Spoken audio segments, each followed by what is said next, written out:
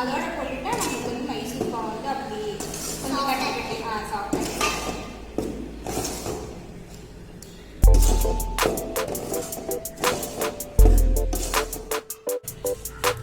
ரொம்ப சலிக்குமா கொஞ்சமாக மட்டும் வச்சு போடணும். கொஞ்சமாக இல்லை கழிக்க முடியாது, கழிச்சா வந்து ஃபுல்லாக கழிச்சு இது மேலே பாரு உருண்டை உருண்டையாக இருக்கிறதெல்லாம் வந்து அப்படியே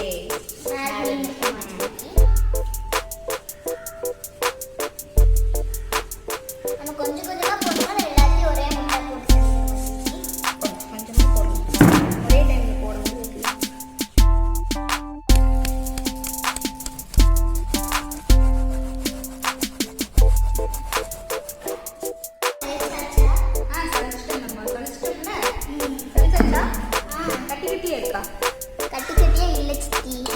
சரி இப்போ என்ன பண்ணுறோம் நம்ம இதுக்குள்ள எண்ணெய் ஊற்றி கலக்கிறீங்களா சித்தி? எண்ணெய் ஊற்றி கலக்கிறேன். என்ன ஊற்றலாம்? ஊற்றலாம் இல்லைக்கம்மா, நமக்கு வந்து இதில் எந்த ஃப்ளேவரும் இருக்கக்கூடாது. இப்போ கடலை எண்ணெய் அந்த மாதிரி கடலை எண்ணெய் ரீஃபைண்ட் ஆயில் வந்து ஊற்றிக்கலாம். மிக்ஸ் பண்ணிவிட்டு அப்புறம் மீதி இருக்கிறது வந்து நம்ம மைசூர் பாக் செய்யும் போது இஞ்சும் போது ஊற்றிக்கலாம். இது நல்லா குழம்புலன்னு மிக்ஸ் பண்ண மாதிரி வச்சுக்கலாம். இது நல்லா குழம்பு கட்டி இல்லாமல் மிக்ஸ் பண்ணணும்.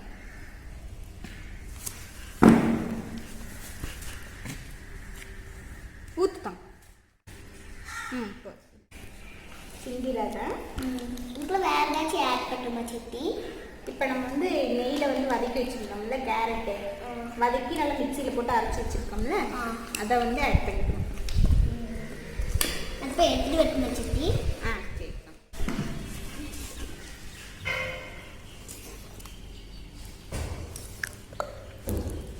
கட்டிலாம் நல்லா மிக்ஸ் பண்ணிட்டோமா?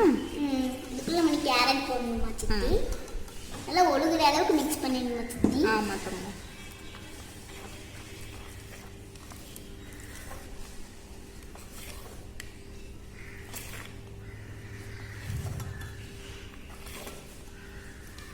இப்போ கேரட் எடுத்து போட்டுக்கலாமா?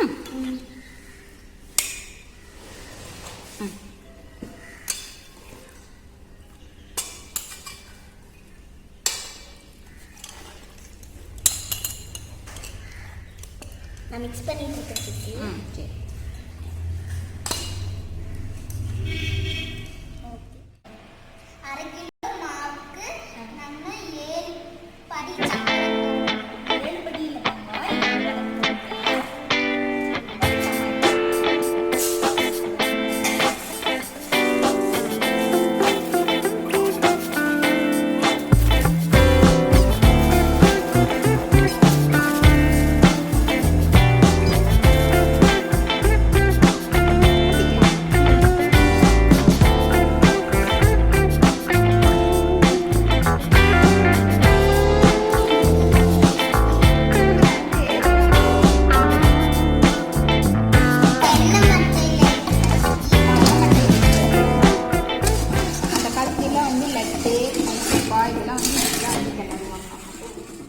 நம்மளுக்கு வந்து நல்லா பாகுப்பதம் வரணும் தாங்க. ஒரு கம்பி மாதிரி இப்படி வந்து இப்படி அங்கே போகணும். அதான் வந்து பாகுப்பதம் சொல்லுவாங்க.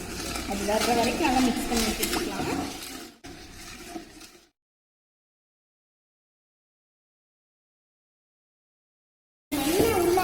இப்போ கம்பி பதம் வந்துருச்சுட்டாங்க. நம்ம கேரட் ஆட் பண்ணிடலாம். இந்த கேரட் கடல மாவு எண்ணெய் சேர்த்துனதை ஆட் பண்ணிடணுமா? இந்த கேரட்டு கடல மாவு எண்ணெயும் மிக்ஸ் பண்ணி வச்சுருக்கோம்ல, அதை எடுத்து நம்ம ஆட் பண்ணி இப்போ நல்லா கிளறி விட்டுருந்தாங்க.